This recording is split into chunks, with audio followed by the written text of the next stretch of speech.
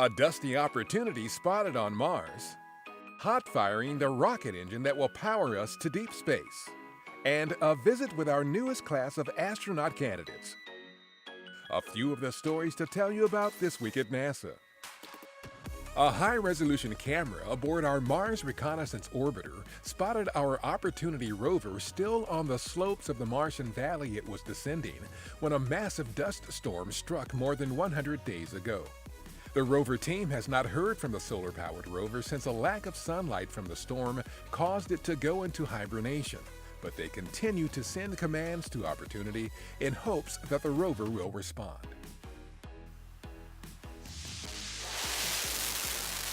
On September 25th, engineers at our Stennis Space Center in Mississippi successfully conducted the third in a series of scheduled RS-25 rocket engine hot fire tests for our Space Launch System program, or SLS. The hot fire tested several key elements, including a flight controller that will help the engine communicate with the SLS rocket. SLS will use 4 RS-25s to launch our Orion spacecraft on missions to deep space destinations, including the Moon and Mars. There's a lot of really exciting things happening at NASA.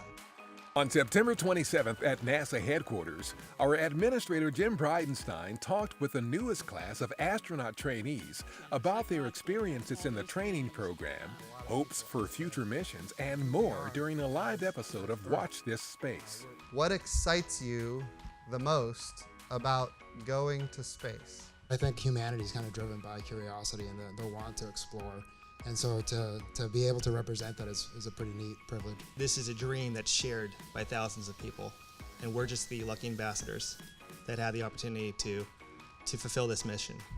Once their training is complete, the astronaut candidates may be assigned to missions that range from performing research on the International Space Station to launching from American soil on spacecraft built by U.S. commercial companies to departing for deep space missions on our SLS rocket and Orion spacecraft. You can learn more about the newest astronaut candidates at nasa.gov/2017astronauts.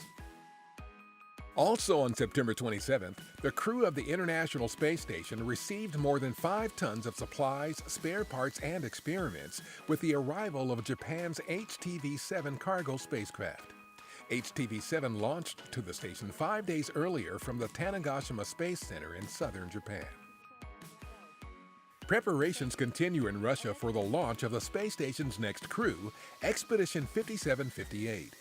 On September 25th, our Nick Hague, cosmonaut Alexei Ovchinin of Roscosmos, and their backups boarded a bus in Star City for the trip to the Baikonur Cosmodrome launch site in Kazakhstan. Hague and Ovchinin will launch October 11th to begin a 6-month mission on the station.